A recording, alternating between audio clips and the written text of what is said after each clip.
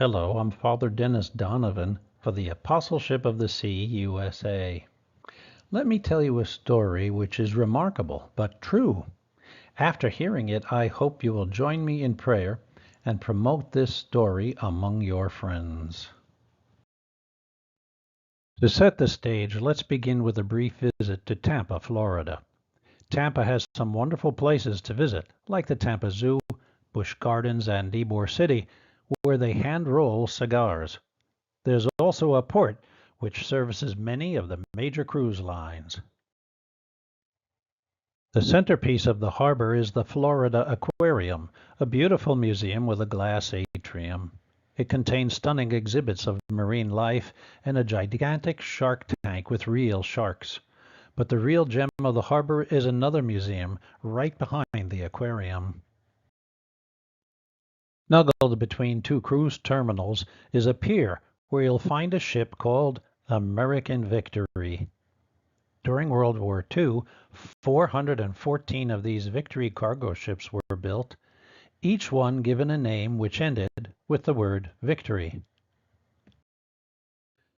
The American Victory in Tampa was taken out of service after World War II.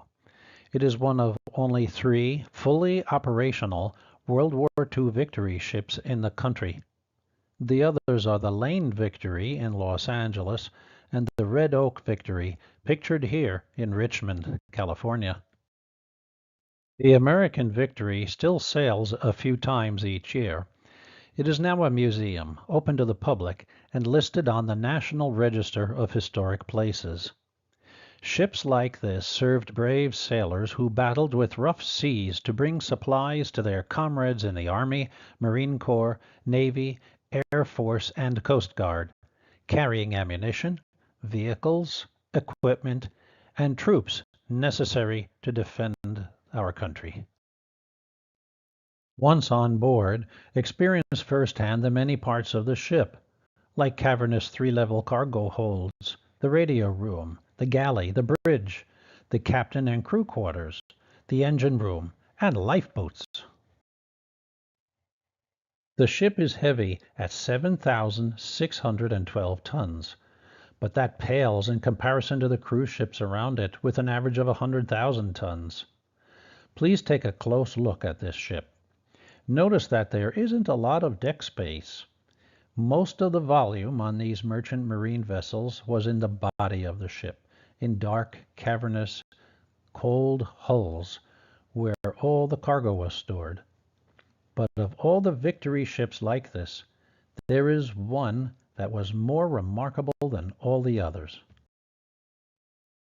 That ship was called the Marinus Victory, and the master of the ship was Captain Leonard La Rue.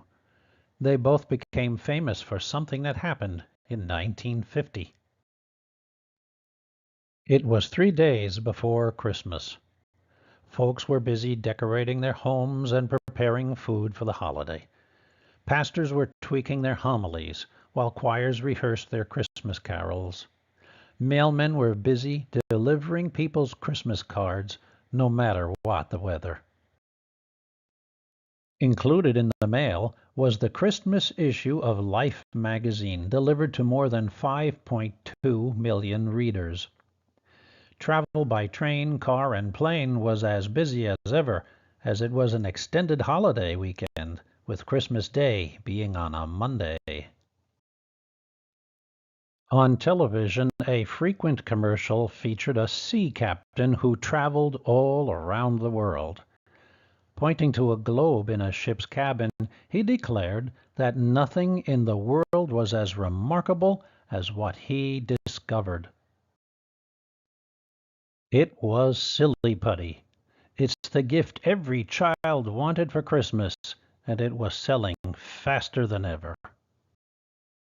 But while all this was going on at home, it was a totally different situation across the Pacific Ocean, and there was nothing silly about it.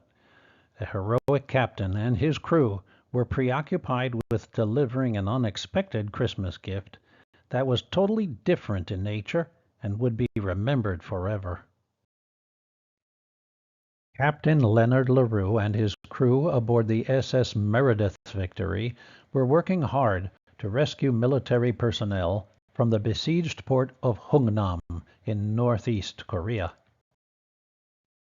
Born in Philadelphia in 1914, La Rue and his four siblings were raised in a close-knit Catholic family. He loved reading about the saints. He once said, "I was always somewhat religious, even in my youth." Recalling the gospel verse, "Whatsoever you do for the least of my brothers, that you do unto me," Leonard wanted to be of service. Coupled with his fascination for the sea, Leonard was inspired to seek a career by which he could be of service while enjoying the adventure of sailing the world's oceans.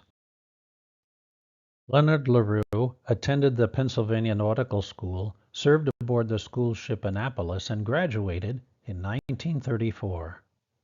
La Rue joined the Merchant Marine and was soon plying the seas. Although life aboard a ship was demanding, the young officer loved his new profession. When World War II erupted, La Rue found himself on the front lines of the Battle of the Atlantic.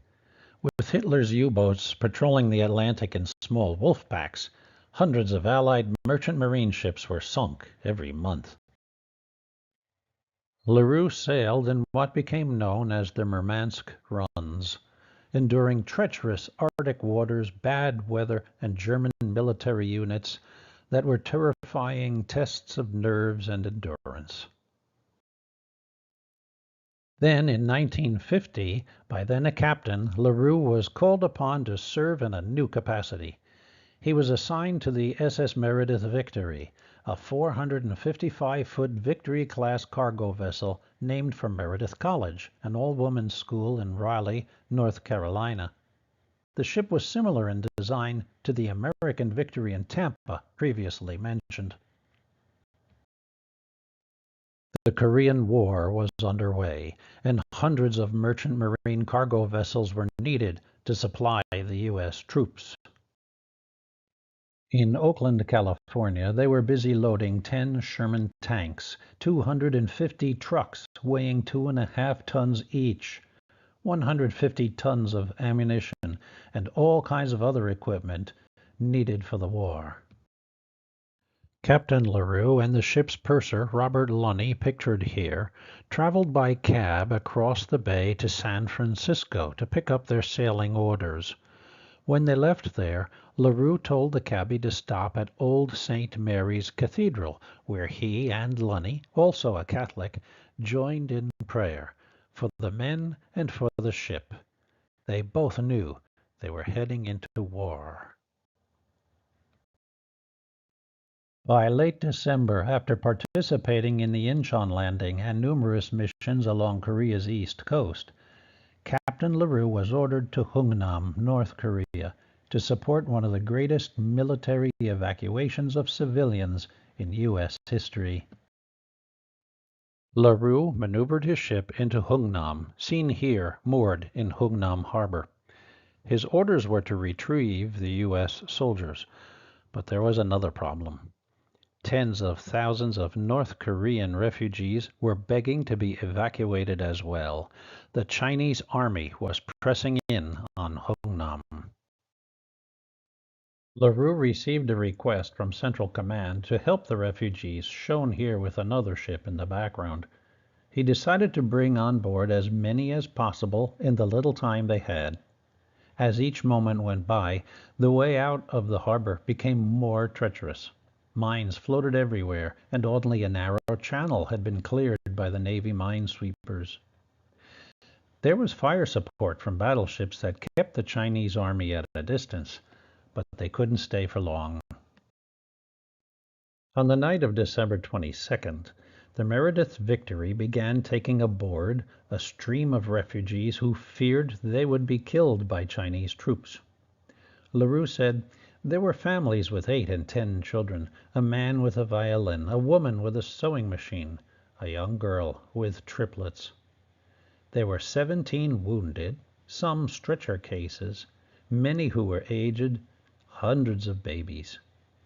Finally, As the sun rode high the next morning, we had 14,000 human beings jammed aboard. It was impossible, and yet they were there. Refugees were crammed into the cargo holds of a freighter designed to hold 47 crewmen and a dozen passengers. And on their way out, to hit just one mine would have been a disaster. There were lifeboats for only 120 people. Burley Smith served as junior third mate aboard the Meredith Victory. In an interview for the Korean War Legacy Foundation, he recalled that there was almost no separation between the refugees and the crew. If only 2 or 3 enemy soldiers had sneaked on board, carrying whatever kind of weapons they could while joining the refugees, they could have stormed the bridge, killed the crew, and sunk the ship, or sailed north. The refugees had little food or water, no blankets or sanitary facilities. But overall, the refugees were patient and grateful. Robert Lunny said that each morning Captain LaRue would find the refugees bowing in unison toward the bridge to offer their homage to the captain and crew that rescued them. After a treacherous voyage through the East Sea, the freighter arrived at Busan on Christmas Eve, only to be turned away by South Korean officials. They had no room for the refugees. LaRue was told to head for the island of Kojedo, 50 miles to the southwest. Burley Smith recalled that the ship still had several hundred tons of gasoline in 55-gallon drums in the lower holds. During their trip from Busan to Kojedo, some of the refugees, unaware of what was in those drums, lit small cooking fires on top of the highly combustible drums.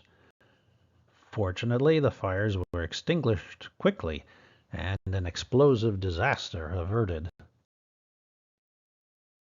The Meredith Victory arrived at the island of Kojedo on Christmas Day. The dock was small and crowded, so the freighter had to remain on the open sea for a third frigid night.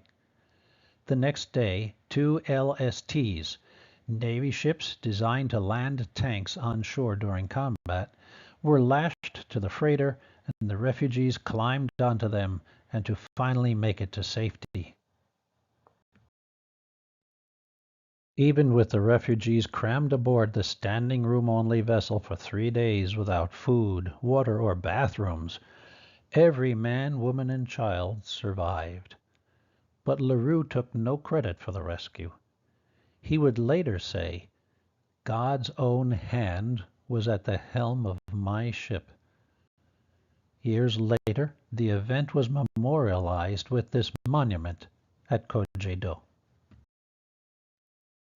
The late Admiral Robert Lunny, who served as the purser aboard the Meredith Victory, never forgot the sight of thousands of refugees unloading at Kojedo. The idea of war isn't just about bombs and bad guys, Lunny would say.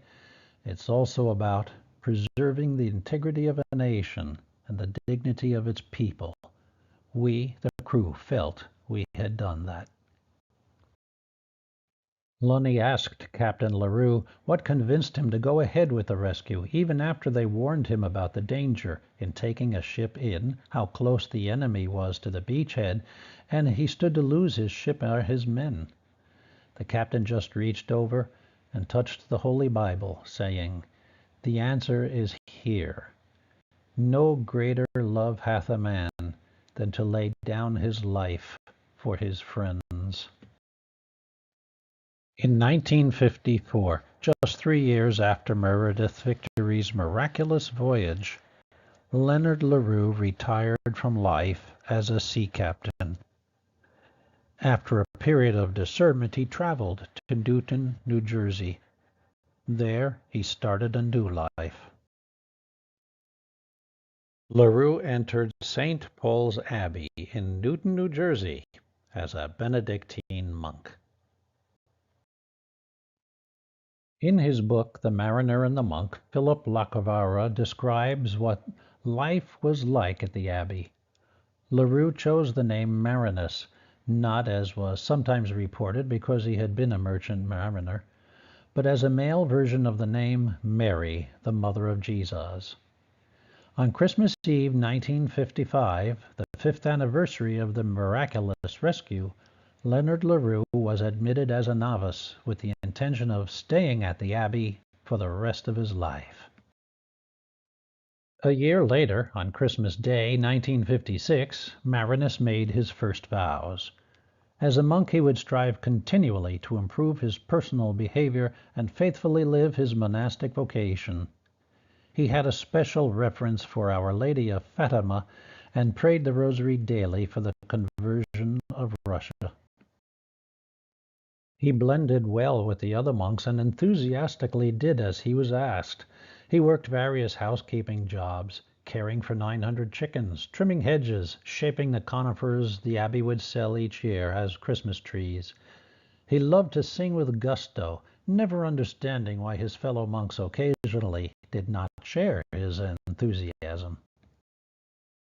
Brother Marinus did leave the monastery one day in 1960 under obedience to his abbot for a visit to Washington, D.C.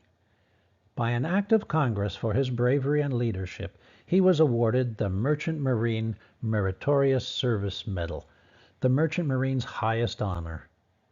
His crew also was decorated, and the SS Meredith Victory was given the title Gallant Ship, the only merchant marine ship and crew serving during the Korean War to receive such an honor.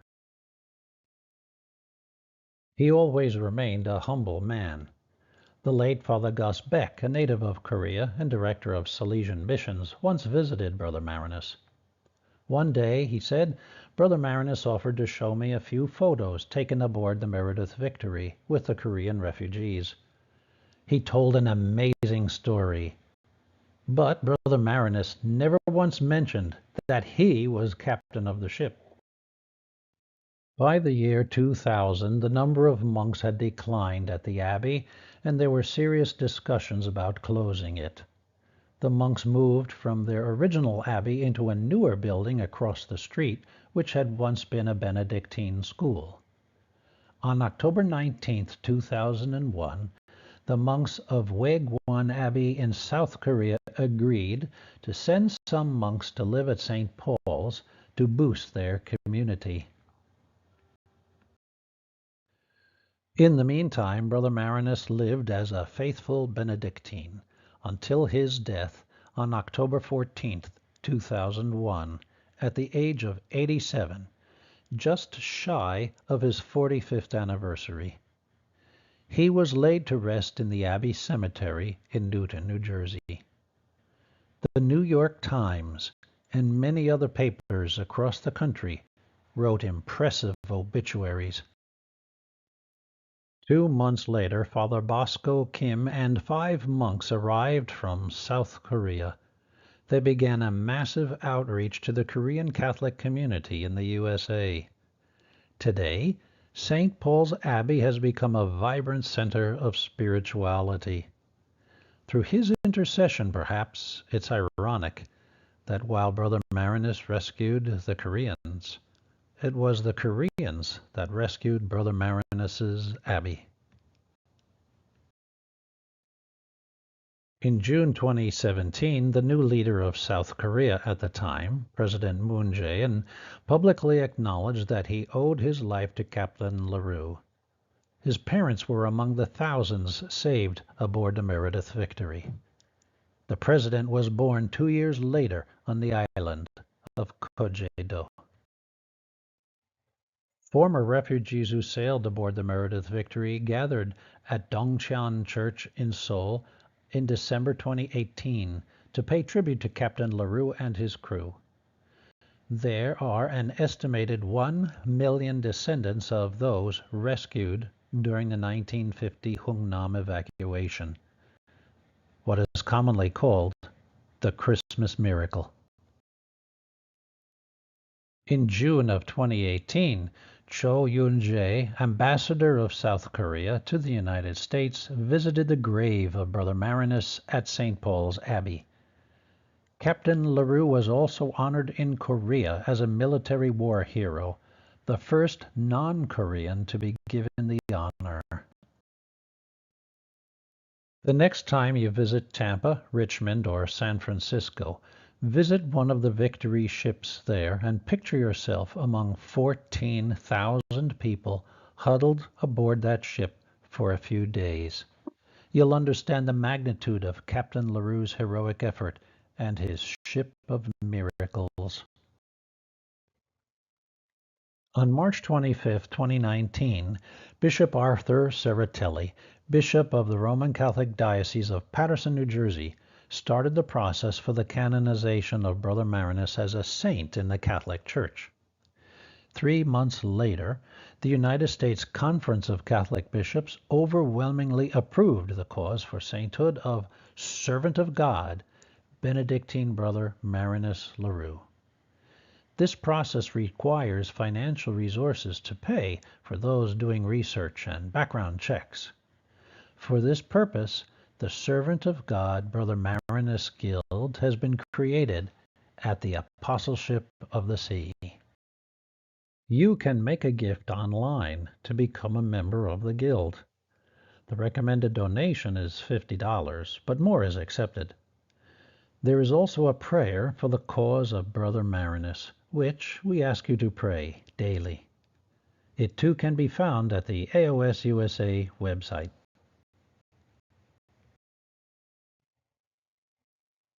The late Robert Lunny, who had been purser with Captain LaRue, remained a close friend of Brother Marinus to the end. He has inspired me and many others to work for the cause of this great man. Thank you for your time, and may God bless you and your family with smooth sailing through life.